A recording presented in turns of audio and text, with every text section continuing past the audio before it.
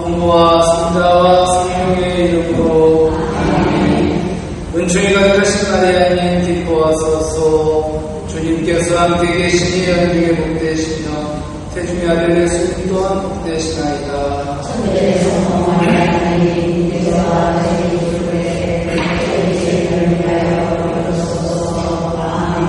성부와 성자와 성령의 이름으로. 오늘은 하느님을 기억하며 드리는 기도입니다. 자, 우리가 이제 가끔 주님의 길을 걷는다, 하느님의 길을 걷는다 그러는데, 하느님의 길을 걷는다는 건 뭘까? 하느님께서는 이스라엘 백성들이 이집트의 노예로 살 때 10가지 제한을 내려 그들을 이집트 밖으로 인도하셨습니다. 이건 뭐 누구나 아는 거예요, 그죠? 그리고 40년 동안 광야 생활을 통해 하느님께 순종하도록 훈련시키셨습니다. 이스라엘 백성들은 구름기둥과 불기둥, 만나 등으로 하느님의 보호를 받으면서 인간적인 욕망과 불만들을 꺾고 하느님의 은총으로 살아가는 법을 배웠어요. 삶의 요구를 깨뜨리면서 하느님의 말씀대로 살아가도록 만든 이유는 무엇일까요?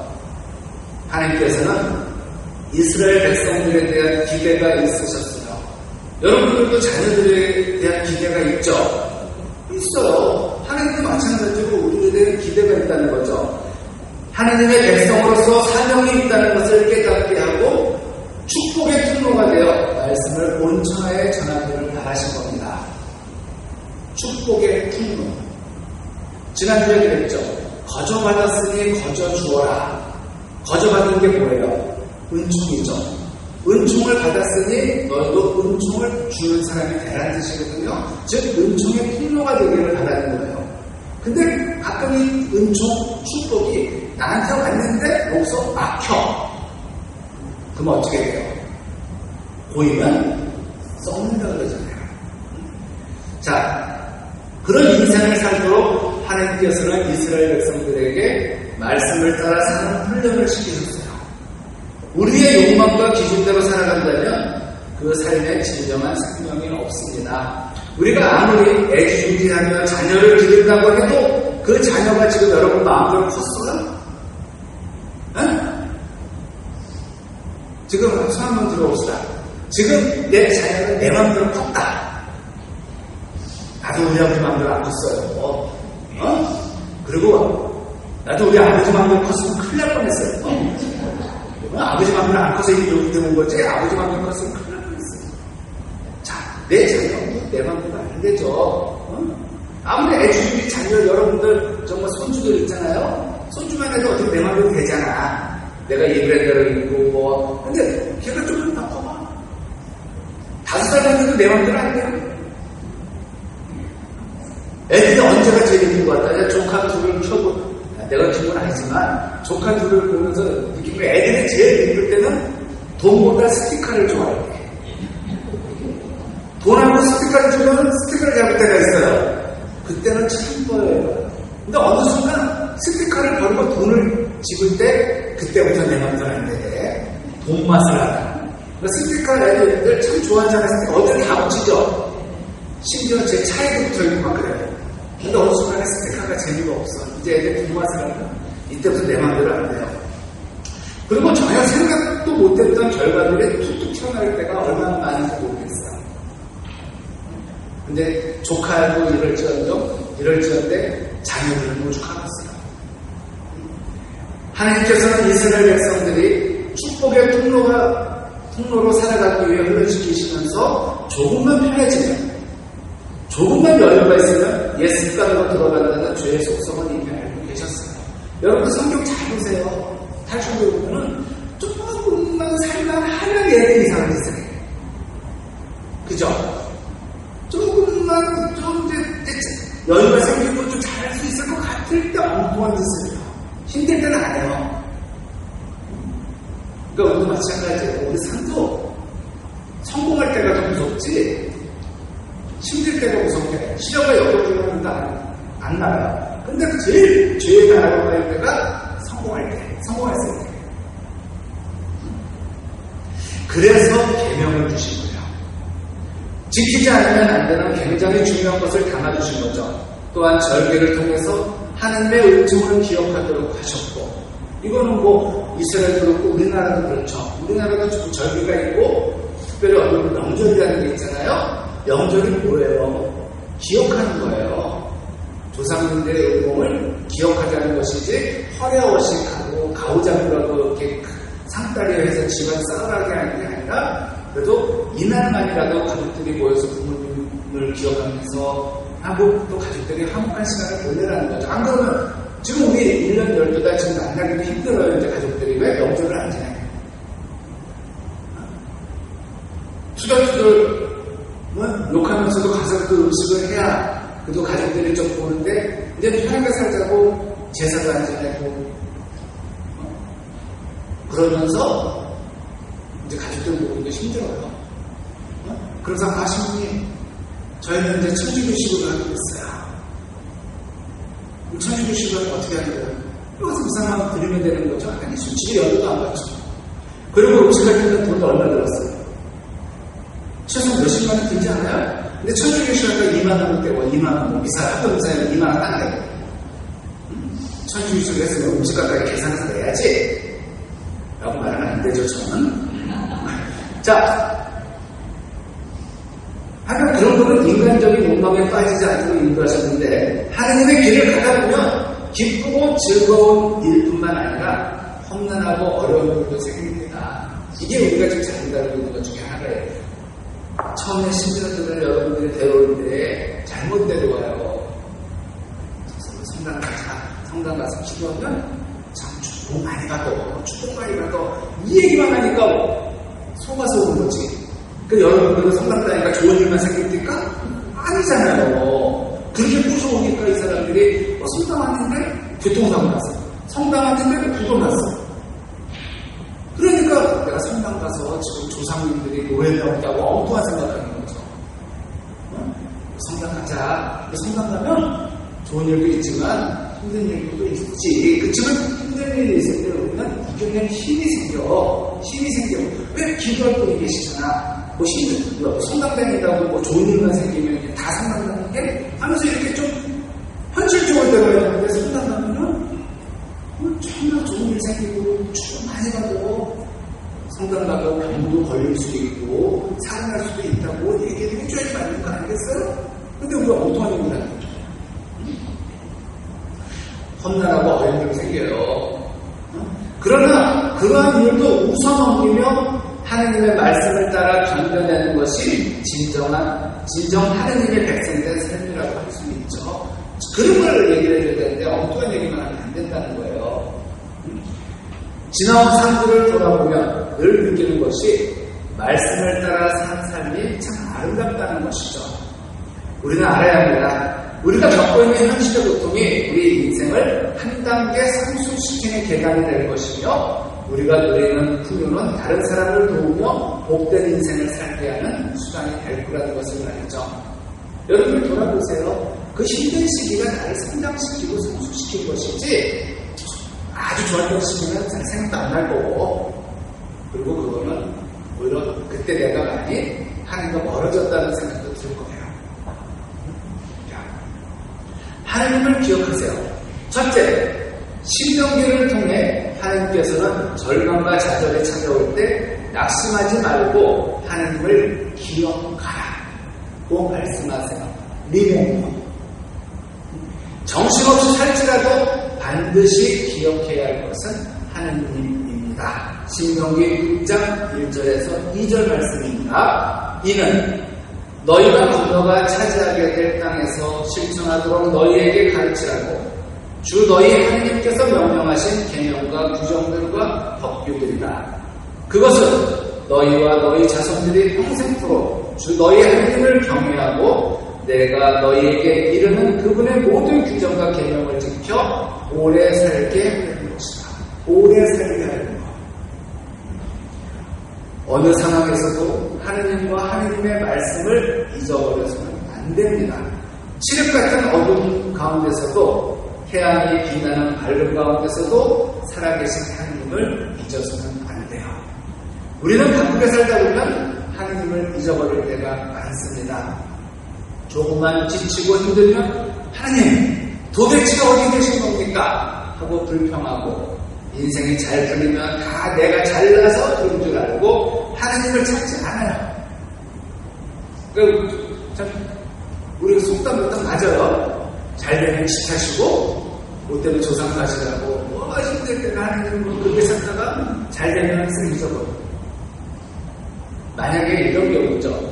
하나님 이번 제 기도 들으시면 제가 뭐 얼마 내겠습니까? 뭐 하면서 가서 그 약속 다 지켰으면요 우리 성당 한 10층짜리 졌을걸? 그쵸? 약속을 잊어버려요. 분명히 내가 그러고 나서 다음에 또 와. 한 염치 없지만 한 번만 더 제기도 또 들어줘. 또 잊어. 하지만 하나님께서 우리 삶의 주인이 되시는 것은 변함없는 사실입니다. 둘째, 하나님께서는 이스라엘 백성들에게 당신께서 행하신 일들을 바라보고 기억하라고 말씀하십니다. 신명기 7장 18절에서 19절. 너희는 그들을 두려워하지 말고 주 너희 하나님께서 파라오와 온 이집트에 하신 일들을 똑똑히 기억하여라. 너희가 두 눈으로 본 큰 재앙들 그리고 주 너희 하나님께서 표징과 기적들을 일으키시며 강한 손과 뻗은 팔로 너희를 이끌어내신 것을 기억하여라. 주 너희 하나님께서는 너희가 두려워하는 모든 민족들에게도 그렇게 하실 것이다. 우리의 힘으로는 결코 인생을 살아낼 수 없습니다. 우리 인생 자체가 이 세상에 태어나 누군가의 도움과 사랑을 받아야만 살 수 있어요. 동물들은 특히 초식 동물들은 태어나니까 조금 있으니까 집안을 서요. 그쵸? 그리고 바로 엄마 젖 찾아가서 먹어요. 우리 인간은요, 그 서는데 몇 달 걸려요. 인간은 정말 도와주지 않으면 바로 죽어요. 그런 의미에서 부모는 자녀들의 인생 조력자입니다.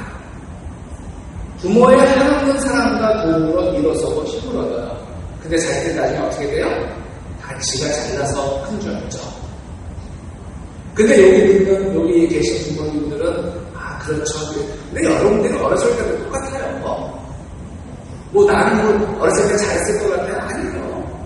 그리고 걱정하지 마세요. 지금 속썩이는 자식도 나중에 부모 되면 똑같이 보복을 당해요. 그 자식한테. 그래서 우리가 엄마들이 제일 무서운 말 하죠. 꼭 너 닮은 딸라고. 꼭 너 닮은 딸라서 너도 한번 키워보라고. 그게 그렇게 저주 같은 저주 안 해도 있잖아요. 그렇게 돼 있어. 그렇게 돼 있어. 근데 요즘은 너 같은 딸 안 해도 되니까 제발 시집이나 하라. 이제 그런 얘기를 하겠지만은 바로 그거예요. 사람은 나도 내 인생, 내 잘나서 산 줄 알고 지금 애들도 다 걔네들은 다 뭐 지금 어린애들이 우리 보고 꼰대 그랬지만 걔네들은 좀 있으면 꼰대 안 될 것 같습니까? 걔네들도 좀 있으면 꼰대 될 거. 중학교 1학년 때는 지가 막내라 모르겠지만 2학년만 가면 이런 소리예요. 요즘 중학교들 싸가지 없다고. 그리고 군대도 마찬가지죠. 여기 자네 군대 안 갔다 했지만 쫄려 2등병 때는 힘들겠지만 자기 1병 되는 건 똑같은 꼰대 고착 되는 거예요. 자, 두려움은 부모의 한없는 사랑과 도움으로 일어서고 힘을 얻는데 마찬가지로 하나님께서는 우리 인생을 붙드시고 시련과 유혹 앞에서도 버틸 수 있는 힘을 주셔요. 성당 안에도 저희가 성당 데려오는 사람 성교하려면 이걸 얘기해요. 하나님께서 우리 인생 붙드시고 우리가 힘들 때 우리가 시련 유혹을 받을 때도 우리에게 힘을 주시는 분이야. 그러고 성교를 하셔야지 축복만 얘기하지 마세요.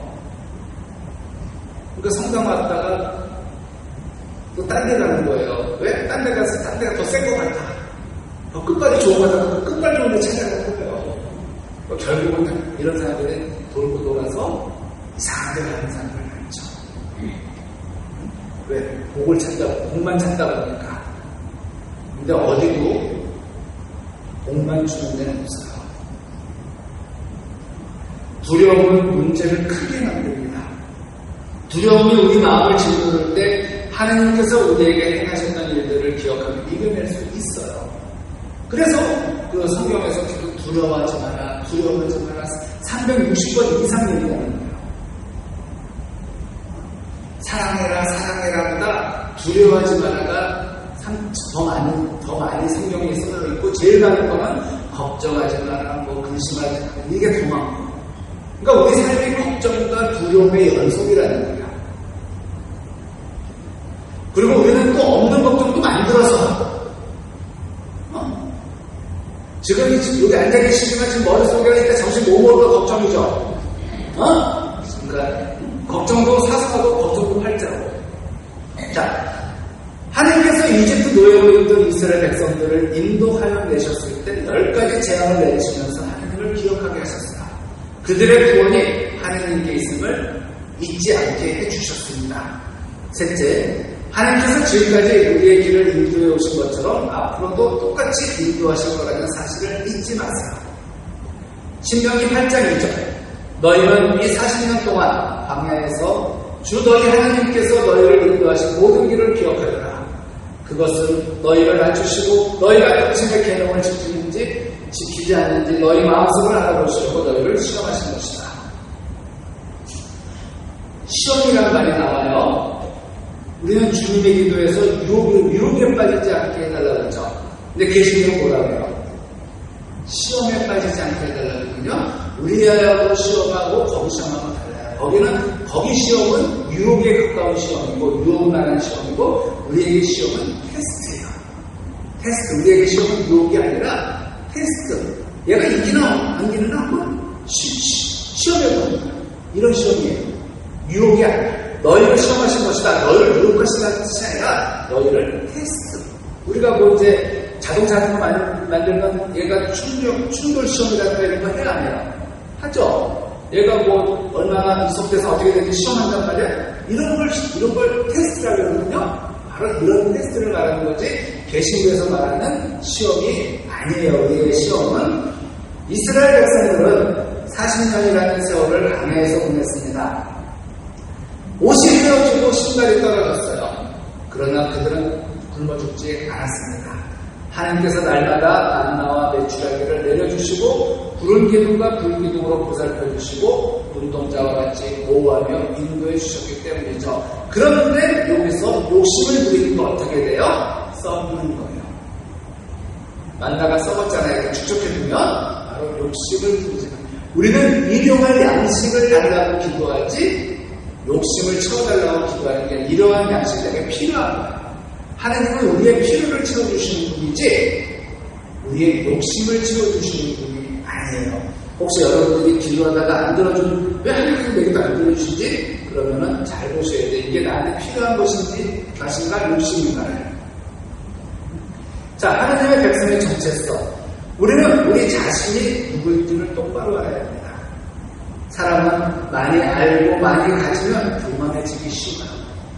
아무런 분도 있지만 대부분 그래요. 그러나 우리는 죄인이었고 나그네였습니다. 주인이 아니었으면 고아와 가부처럼 버려진 인생이었어요. 지금 고아와 가부로 생각하시면 안 돼요. 지금은 고아나 가부도 나라에서 잘 해주면 옛날 고아와 가부는 아주 힘없는 사람이었어요. 도와주는. 근데 여러분들 잘못 알고 있는 게 하나 있는데, 혼자 사시는 분한테 가부라 그러면 되게 기분 나빠하세요. 그럼 뭐라고 불러야 돼? 미망인이라고 불러야 돼요. 미망인. 그럼 미망인이 좋은 말이 아니거든요. 미망인이 뭐예요? 뜻이? 과부는 이제 잃은 거 아니에요. 남편을 잃은 사람을 과부라고 하는데, 미망인은 뭐예요? 남편이 죽었는데 아직도 안 죽은 여자를 말하는 거예요. 너는 왜 안 죽었냐? 네 남편 죽었는데? 좋은 말이에요, 나쁜 말이에요? 나쁜 말이에요. 근데 그건 꼭 고상한 말인 것처럼 죽은 마음. 아직 안 죽은 사람이라는 뜻인데 이런 미망이는 나쁜 여성 비하적인 용어예요. 과거보다 남편을 잃은 사람 이렇게 되는데 아직 안 죽은 여자 남편이 죽었는데 이렇게 말하면 이거는 미망이라는 건 좋은 말이야. 그래서 성경에서는 그 좋은 말이면 미망인이라고 그러겠지. 그쵸? 미망이 좋은 말 아니에요. 미망이는 남편이 죽었는데 왜 아직 안 죽은 여자를 말하는 과거는 그냥 잃은 사람, 남편을 잃은 사람을 미망이 훨씬 되는데 우리는 이제 그거를 좀 착각하고 있는 거예요. 파라오 주님이 아니었으면 고아와 가부처럼 버려진 인생이었습니다. 파라오 임금의 노예처럼 살아야 할 운명이었죠. 그런 우리를 하나님께서 자녀로 삼으시고 그 자리로 보살펴 주셨습니다. 우리가 능력에 뛰어나 지금껏 잘 살고 있는 게 아닙니다. 착각하지 말아야 돼요. 그 능력은 하나님께서 주신 것이며 하나님의 인도하심이 있었기에 가능한 일이었습니다. 그러므로 하나님께 계속 감사드릴 수밖에 없습니다. 감사. 아침에도 감사, 점심에도 감사, 그리고 저녁에도 감사. 우리는 영원히 하나님께 빚진 이들이에요. 이스라엘 최대의 혼란기였던 한간 시대의 시작을 성경은 이렇게 이야기합니다. 여호수아가 살아있는 동안 내내, 그리고 주님께서 이스라엘을 위하여 하신 그 모든 큰 일을 본 원로들이 여호수아보다 장수하며 살아있는 동안 내내 백성은 주님을 찾습니다. 하나님께서 인도하시고 행하신 일들을 대대성선 전수하고 가르쳐야 하는데 그것이 배가 끊겨 하나님의 역사를 경험한 자들이 사는 날 동안에만 기억되었다는 이야기예요. 그게 계속 이어져야 되는데 그 하나님의 그걸 본 사람들에서 끊긴 거야. 이게 자녀 신앙교육이 이래서 힘든 거야. 나는 되는데 내 자식들이 안 되는 거야. 이거 뭐 부모 책임도 없어요. 특별히 오늘날은 더해. 하나님께서 베푸신 기적들을 모르고 기억하지 못하는 세대가 등장하면서 그 세대는 완전히 다른 세대가 되었어요. 그러니까 내가 아는 하나님의 그 사랑을 애들은 모르는 거예요. 지금 유아세를 받은 사람들이 성당에서 성당만 나가도 성당이 비어 터져요. 근데 성당이 왜 자리가 항상 부족하지 않냐? 걔네들이 알아서 안 나와줘. 그쵸? 걔네들이 모르는 거야. 그래서 과연 우리끼리 한번 이런 얘기를 했었어요. 과연 유아세를 줘야 되나? 걔네 하나님의 사람들 모르는 애들, 여기서 유아세라는 애기들 말하는 게 아니라 초등학생들, 이런 애들. 걔네들이 중학교만 가면 안 나오잖아요. 걔네들 대학교 가도 안 해요. 근데 우리는 대학교 가서 고등학교 때 지가 알고 온 애들은 정말 열심히 해요. 청년들은 정말 열심히 해요. 근데 물론 이런 건 있죠. 얘네들이 언젠간 돌아오겠지. 나중에 모습 돌아오겠고 알아. 근데 언제가 문제지. 많은 봉사자들이 세례받은 지 얼마 안 된 사람들이 많아요. 왜? 유아세례 받은 분들이 몇십 년째 잘 쉬고 계시는 분들이 많아요. 여기 계신 분들도 유아세례가 부교지만 있겠지만 뭐 아가씨 때, 학생 때 받은 사람들도 많을 거예요. 우리가 부유하고 저도 중학교 때 받았거든요. 아버지가 성당 가자 그래가지고. 근데 저 그때 교회 다니고 있었어요. 신덕교회가 성당교회가 이렇게 다니면서 아버지가 할머니가 동네 할머니라고 어울리다가 그 유혹의 게임에 넘어가서 영세를 받으셨대. 안 나고. 그랬더니 아버지가 한 집안에 종교가 두 개를 그러니까 할머니가 어른이 받았으니까 우리가 그쪽으로 가자. 근데 저는 그 당시에 이제 순교하는 마음으로 아버지께 말씀드렸어요. 여자를 믿는 종교는 가질 수 없다고. 그러다 뒤지게 맞고 성당으로 가서 아버지를 믿게 했어요. 난 그때 알았어요. 나는 순교 못하겠다. 주먹 앞에서는 안 된다. 왜냐면 그때 어린 나이에도 세뇌가 됐던 거야. 성당은 마리아라는 여자를 믿는다. 그렇게 잘못 가르쳐요. 그래서 그때 이렇게 성당을 넘어왔어요. 아버지가 무서워서 개근을 했어요. 교리를. 예비전 교리를 중학생이 개근을 했어요. 왜? 아버지가 무서워서. 아버지는 내가 빠질까봐 나가고, 나는 아버지가 무서워하고, 우리 부자가 개그냐? 근데 이제 그 다음에 우리 아버지는 쭉 쉬어. 근데 나는 그때부터 이제 학생 같은 거 하면서 성경이 너무 좋았고. 자, 우리가 부유하고 지식이 많다 하더라도 그것으로 영혼을 살릴 수는 없습니다. 만약 그것들로 영혼을 살렸다면 그것은 하느님의 역사하심이 있었기에 가능해요. 하나님의 계획이 있었기에 가능한 겁니다. 부모가 되는 사람들은 아이들의 의식주를 챙기는 것뿐만 아니라 하나님께서 주신 사명을 깨닫게 하고 축복의 통로가 되는 인생을 살도록 이끌어야 합니다. 근데 이게 너무 힘든 거야. 왜? 우리는 모든 교육을 엄마들의 습관이 이제 학원에다 맡기고 학교에다 맡기는 게 습관이 되는 거예요. 내가 해줘야 되는데 전부 다 넘기는 거야.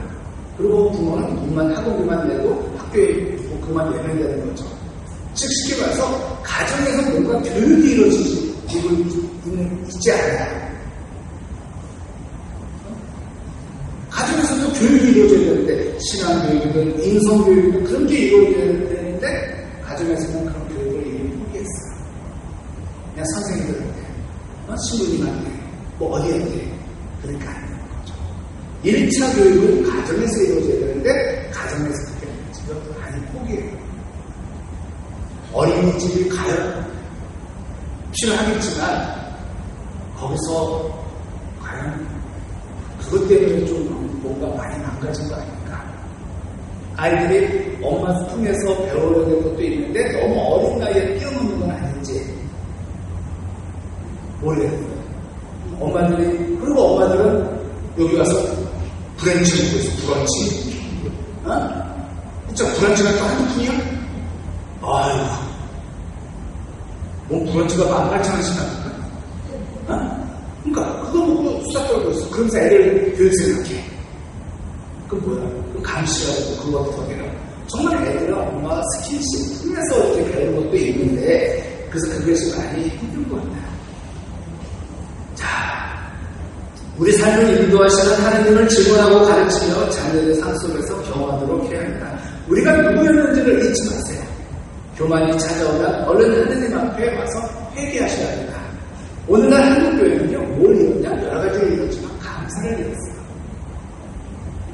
그옛날 초대교회는 금가운데 없어도 내게 있는 건 내게 주기고 예수의 이름으로 일어나 걸어서 걸었어.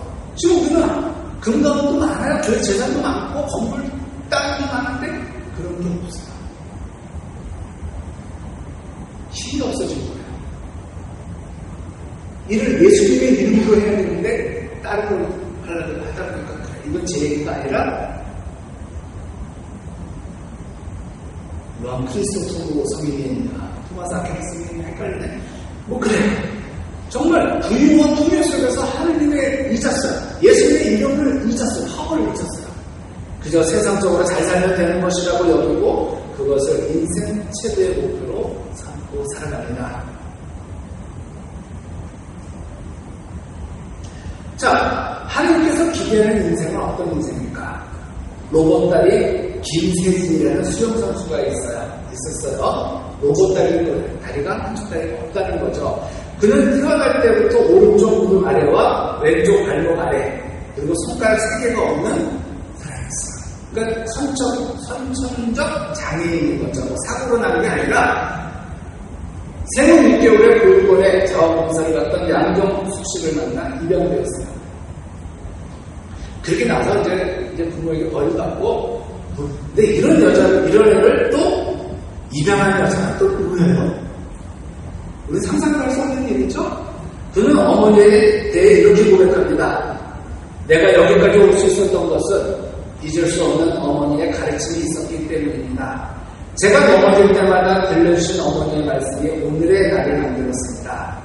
그것은 네가 걷는 것은 중요하지 않아. 넘어졌을 때 다시 일어나는 게 중요해. 인생도 마찬가지야. 라는 말이었습니다. 나는 어릴 때부터 넘어지고 일어서는 일을 반복할 때마다 어머니의 말씀을 기억했습니다. 인생의 가장 결정적인 순간 어머니의 말씀은 힘이 되었습니다. 여러분들은 자녀에게 무슨 말을 해주실까요? 천천히 먹어, 치안다. 이런 말 해주세요. 천천히 먹게. 이런 말도 따뜻한 말도 중요합니다. 근데 정말 우리 아이들이 힘들 때 엄마의 어떤 말, 아빠의 어떤 말을 생각하면서 힘을 낼까요? 그는 독학으로 검정고시를 보고 성균관대학교에 전액 장학금을 받고 입학했어요. 그리고 영국에서 열린 19세 이하 세계 장애인 선수권대회에서 저병, 자유형, 혼영에서 3관왕을 차지했습니다. 이제 그의 삶은 모든 이들에게 희망을 주는 인생이 되었어요. 저런 사람도 하는데, 그러니까 참 이런 거 보면 저도 부끄러워요. 저는 멀쩡한데 수영이 물이 무서워서 안 하거든요. 오늘 인생을 살면서 우리는 무엇을 기억하고 살아갑니까? 두렵고 힘들고 지쳐서 아무 생각이 나지 않습니까? 그렇다면 주님께서는 우리에게 말씀하십니다. 나는 너의 하나님이다. 내가 너를 구속하여 너를 불렀다. 너는 내 자녀다. 내가 너를 보배롭고 존귀하게 여기고 있다. 세상 사람들이 너를 무시해도 나는 너의 아버지다. 나는 여전히 너를 붙들고 있다. 내가 너를 위해 십자가에서 고통과 아픔을 참으며 견딜 수 있었던 것은 내 눈물을 보았기 때문이다. 너의 아픔을 보았기 때문이다. 평범하게 살아가는 것 이상으로 내가 너를 이 땅에 보낼 때 내가 처한 환경과 여건 속에서 너의 삶 가운데서 내 메시지를 세상 속에 전하는 축복의 통로로 너를 만들고 싶다. 비록 힘들고 어렵지만 그 가운데서 나의 메시지를 담을 때 그 말씀이 훨씬 더 힘과 능력이 있다. 나는 너에게서 그것을 보고 싶다. 평범하게 살다 죽는 것이 아니라 너의 삶을 통해 나의 희망의 메시지가, 부활의 메시지가 너의 삶을 통해 증거되기를 원한다. 주님께서는 우리가 기억하기를 원하시는 것이 있어요. 그것은 우리가 기도할 때 하나님께서 우리의 하나님이심을 기억하는 것입니다. 하나님께서 우리를 통해 세상에 주시는 말씀이 우리 입술에 담겨 있음을 기억하는 것입니다. 하나님께서는 우리를 여전히 사랑하세요. 주님을 바라볼 때 우리 마음속에 주님께서 행하셨던 일들을 기억하게 되네요. 지금 우리는 무엇을 바라보고 있습니까? 우리 안에 있는 의지, 생각, 욕망, 환경을 따라 살아가기 전에 하느님의 말씀이 최우선이 되어야 합니다. 이 말씀으로 기도를 해야 되고, 하느님의 말씀을 따라갈 때 우리의 분노는 더 큰 축복이 되고 우리의 분노는 한 걸음 성장하기 위한 기도들이 될 겁니다. 하나님께서는 우리의 인생을 통해 기대하시는 것이 있어요. 우리는 그런 하나님의 기대를 저버려서는 안 됩니다. 자녀들이 여러분의 기대를 저버렸을 때 여러분들이 얼마나 속상하고 힘들었어요. 그 기분을 아시는 여러분들이, 우리들이 하나님의 기대를 저버려서는 안 되겠죠. 우리의 삶을 인도하시는 하나님을 기억하세요. 주님을 바라보세요. 여기까지 인도하신 하나님의 은총에 감사하시기 바랍니다. 하나님, 우리는 죄 가운데서 구원을 받은 존재임을 잊지 않겠습니다. 고난과 시련에 넘어져도 주님을 의지하여 다시 일어서겠습니다. 라고 기도하는 우리가 되기를 간절히 바랍니다. 영광이 성부와 성자와 성령께 성부와 성자와 성령의